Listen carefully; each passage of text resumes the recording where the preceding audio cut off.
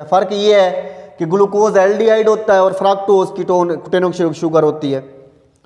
उसके बाद अगर आप हेप्टोसिस का मालूम करना चाहते हो तो C7H14O7, तो ये आपने फार्मूला इस्तेमाल करके मोनोसैकेराइड के मॉलिक्यूलर फार्मूले निकाल लिए। तो हम कहते हैं कि इनकी टाइप्स में ट्राइओसिस आती है, टेट्रोसिस आती है, पेंटोसिस आती है, हेक्सोसिस आती है और पेंटोसिस आती है, हेप्टोसिस। अब हम इनको बारी बारी पढ़ेंगे इन टाइप्स को। तो सबसे पहले हम पढ़ रहे हैं ट्राइओसिस को। ट्राइओसिस को आप डार्क रिएक्शन में भी पढ़ चुके हो, ग्लाइकोलाइसिस के अंदर भी आपने जाकर पढ़ना होता है। तो जब ग्लूकोज टूटती है तो ग्लूकोज से ट्राइओसिस 2 बनते हैं, या डार्क रिएक्शन के दौरान भी ट्राइओसिस ही बनते हैं। तो 2 जगह हैं, रेस्पिरेशन में भी ट्राइओसिस बनते हैं और फोटोसिंथेसिस में भी ट्राइओसिस बनते हैं। तो हम कहते हैं कि they are the intermediates of photosynthesis and respiration, के ये रेस्पिरेशन और फोटोसिंथेसिस के इंटरमीडिएट मॉलिक्यूल हैं या उनके दरमियान ये बनते हैं। ये आप आगे जाकर जब पढ़ेंगे चैप्टर 11 को, उसके अंदर ये दोनों बातें मैं आपको समझाऊंगा। फिलहाल आपने याद रखना है कि फोटोसिंथेसिस और रेस्पिरेशन के इंटरमीडिएट मॉलिक्यूल्स हैं, अगर आपको एमसीक्यूज में आ जाए तो। अब ये ट्राइओसिस कौन कौन से हैं यहां पर आप पढ़ चुके हो। ये है ग्लेसर एल्डिहाइड शुगर और ये है डीहाइड्रोक्सीएसीटोन शुगर। ये दोनों 3-3 कार्बन पर मुश्तमिल हैं। तो एग्जांपल में आप यही लिख दोगे कि ग्लेसर एल्डिहाइड भी ट्राइओसिस की है और डीहाइड्रोक्सीएसीटोन भी ट्राइओस शुगर है। उसके बाद आ जाता है टेट्रोसिस। इनके बारे में ज्यादा आपके आर्टिकल में नहीं लिखा हुआ, बस यही लिखा हुआ है कि ये रेयर इन नेचर हैं, फितरत में या एनवायरनमेंट के अंदर बहुत कम मिकदार में पाई जाती हैं और मोस्टली बैक्टीरिया के अंदर मौजूद होती हैं। दूसरे जानदारों में बहुत ही रेयर में केसेस में मिलती हैं, बल्कि मिलती नहीं है। उसके बाद है pentoses. Pentoses are the common in nature, ये फितरत में बहुत ज्यादा मिकदार में पाई जाती हैं और हम इसको कहते हैं राइबोज शुगर। इसके एग्जांपल है जी। अच्छा, कॉमन इन नेचर कहा, फिर इसके एग्जांपल दी राइबोज शुगर। आप इसको जाकर आगे पढ़ेंगे राइबोलोज बिसफॉस्फेट के अंदर, तो आप वहां पर पढ़ेंगे कि ये शुगर प्लांट्स में अबंडेंटली पाई जाती है, बहुत ज्यादा मिकदार में पाई जाती है राइबोज शुगर। तो इसलिए उसने कहा कि this is common in nature, ये माहौल के अंदर या नेचर के अंदर, फितरत के अंदर बहुत ज्यादा मिकदार में पाई जाती है। उसके बाद आता है hexoses. They are common in nature and the best example is glucose. इसकी एग्जाम्पल ग्लूकोज है। अब हम इन दोनों का स्ट्रक्चरल फार्मूला यहां पर ड्रा करेंगे, राइबोज का भी और ग्लूकोज का भी। अगर हम ग्लूकोज की बात करें तो सबसे पहली बात मैं लिखता हूं कि ग्लूकोज भी एल्डो शुगर है और राइबोज भी एल्डो शुगर होती है। लेकिन राइबोलोज जो आप जाकर पढ़ेंगे वो कीटो शुगर है और इसी का ही एसोमर है। राइबोज शुगर का एसोमर है राइबोलोज, वो आप आगे जाकर पढ़ेंगे। तो एक इनमें से है एल्डो शुगर और दूसरी भी है एल्डो शुगर। दोनों एल्डो शुगर्स हैं। सबसे पहले हम ड्रा करते हैं राइबोज का स्ट्रक्चरल फार्मूला, फिर हम स्ट्रक्चरल फार्मूला देखेंगे ग्लूकोज का। तो राइबोज शुगर के सबसे पहले कैरेक्टर केस के अंदर 5 कार्बन मौजूद होते हैं। ये आपने देखा, ये 5 कार्बन मौजूद हैं। अब आप लोगों ने कहना है कि एक कार्बन के साथ CHO लगाना है, तो यहां पर मैं CHO लगा देता हूं, बल्कि मैं इसको किसी और बोर्ड मार्कर के साथ लिखता हूं इस कार्बन को, ताकि आपको पीछे वाला कंसेप्ट याद आ जाए। ये वो कार्बन है जिसके साथ CHO लगा हुआ है, यानी कि एल्डिहाइड ग्रुप लगा हुआ है। जो बचते कार्बन हैं आप सब लोग जानते हो कि इन तमाम के साथ हाइड्रॉक्सिल ग्रुप लगना है। तो यहां पर मैं तमाम के साथ हाइड्रॉक्सिल ग्रुप लगा देता हूं। तो दोनों बातें पूरी हो गई। पीछे हमने कहा था कि तमाम तर कार्बन के साथ हाइड्रॉक्सिल ग्रुप मौजूद होता है, सिवाय एक कार्बन के, उसके साथ या तो CH होगा या फिर कीटो ग्रुप होगा, ऊपर भी आर नीचे भी आर। बाकी जो बचती वैलेंसी है वो आपने सिंपल हाइड्रोजन से पूरी कर देनी है। तो ये आपने 7 हाइड्रोजन लगा दिए। ये जो फार्मूला बना है इसको हम कहते हैं राइबोज शुगर। कंडेंस फार्मूला भी लगा सकते हैं कि कार्बन के साथ 2 हाइड्रोजन है तो ये लिखेंगे CH2OH, यहां पर 1 हाइड्रोजन है तो CHOH, यहां पर 1 है तो CHOH, यहां पर हाइड्रोजन 1 है CHOH, ये आगे CHO। तो आप इसका कंडेंस फार्मूला भी निकाल सकते हैं। अब उसके बाद हमने पढ़ना है ग्लूकोज के बारे में। तो ये हमारे पास राइबोज का स्ट्रक्चरल फार्मूला है, यहां हमने ग्लूकोज का स्ट्रक्चरल फार्मूला देखना है। ग्लूकोज 6 कार्बन पर मुश्तमिल होता है। पहले मैं नीचे वाले 5 कार्बन लिख देता हूं, फिर ऊपर वाले कार्बन को हम स्पेशली मेंशन करेंगे। तो ये जो यहां पर कार्बन मौजूद है, मैं इसको थोड़ा सा एक और बोर्ड मार्कर से हाईलाइट करता हूं और यहां पर मैंने CHO या एल्डिहाइड ग्रुप लगाना है तो मैं यहां पर एल्डिहाइड ग्रुप लगा देता हूं CHO। अब नीचे वाले कार्बन्स के साथ यहां पर मैंने हाइड्रॉक्सिल ग्रुप लगा दिया। अब एक बात याद रखना, जहां पर एल्डिहाइड ग्रुप लगा हुआ है उससे तीसरे कार्बन पर हमने हाइड्रॉक्सिल ग्रुप की ग्लूकोज में पोजीशन चेंज कर दी है।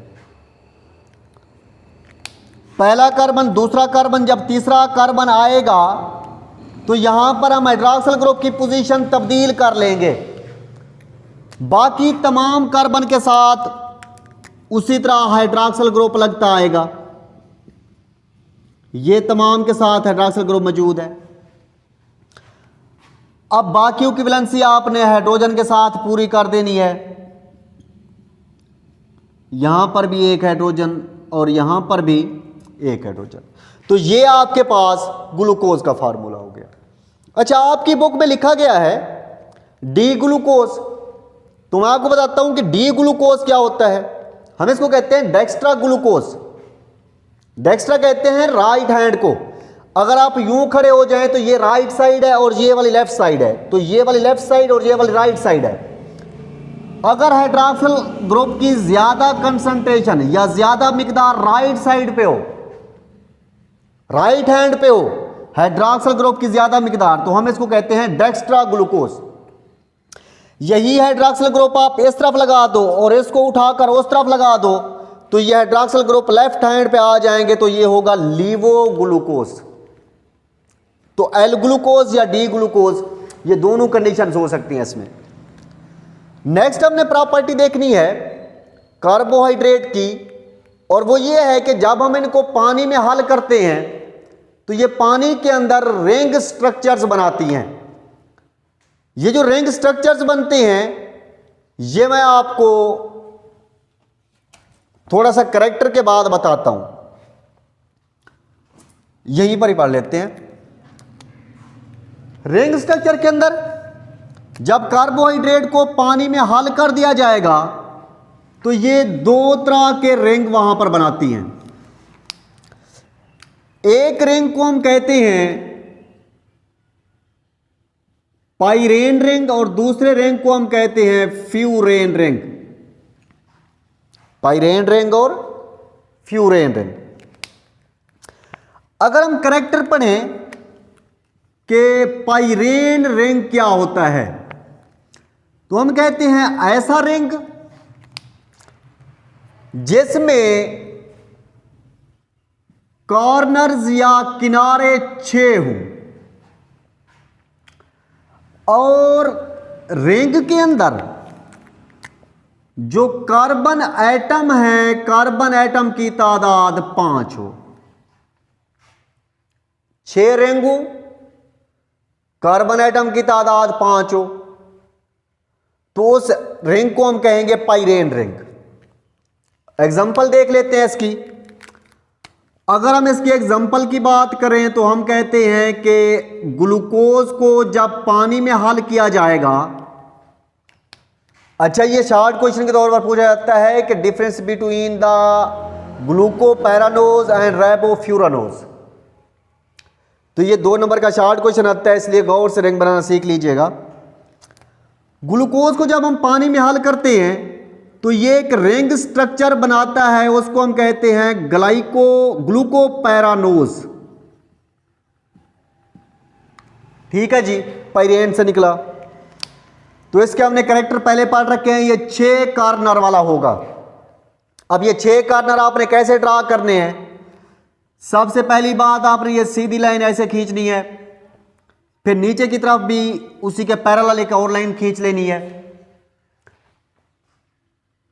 इसको ऐसे मिला देना है, फिर इसको इसके साथ ऐसे मिला देना है। अब अगर आप लोग गौर से देखो तो इसके 6 कोने हो गए। There are 6 corner in this ring. 6 कोने हैं, पहला, दूसरा, तीसरा, चौथा, 5वां और 6ठा कोना। तो हमें पता चल गया कि इसके अंदर 6 कॉर्नर हैं। लेकिन उसने कहा था कि इसमें कार्बन एटम की तादाद 5 होनी चाहिए। तो यहां पर मौजूद होगा ऑक्सीजन, यहां पर मौजूद है कार्बन, यहां भी कार्बन, यहां भी कार्बन, यहां कार्बन और फिर यहां भी कार्बन। जो कार्बन बचेगा आपने उसको यहां पर अटैच कर देना है। अब आप लोग देखो, क्योंकि ग्लूकोज के अंदर 6 कार्बन थे तो 5 कार्बन रिंग के अंदर आ गए, 6ठा कार्बन ऊपर आ गया।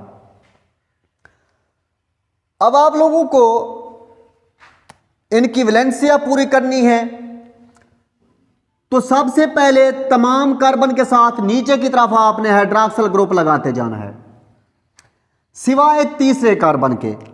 अब ये नंबरिंग भी देख लो ना कि ये कार्बन नंबर 1, ये carbon number 2, carbon number 3, carbon number 4, carbon number 5 और कार्बन नंबर 6।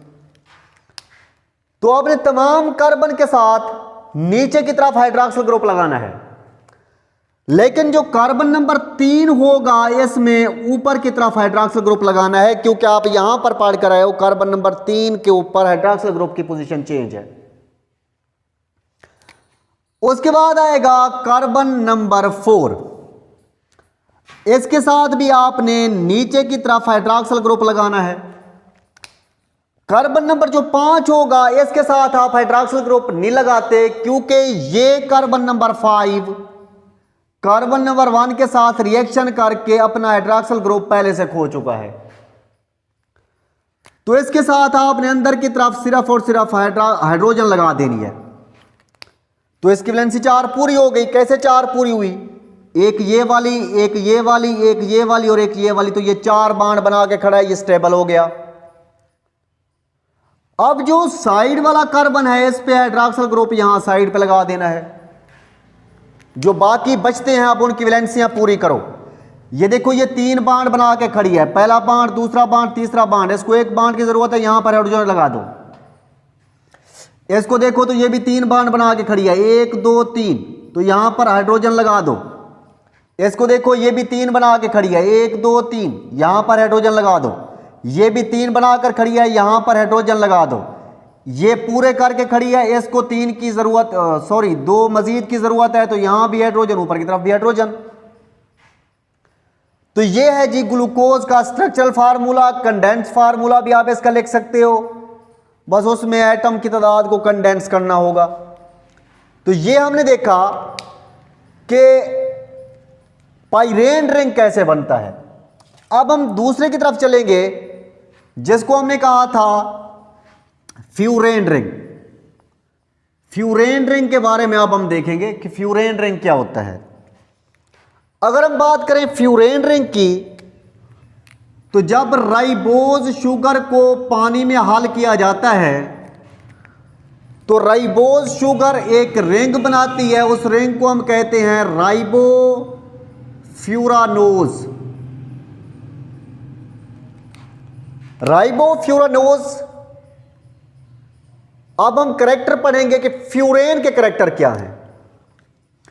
अगर हम फ्यूरेन रिंग के कैरेक्टर पढ़ें तो हम कहते हैं कि फ्यूरानोज या फ्यूरेन रिंग एक ऐसा रिंग होता है जिसमें कार्नर जो है वो 5 होते हैं।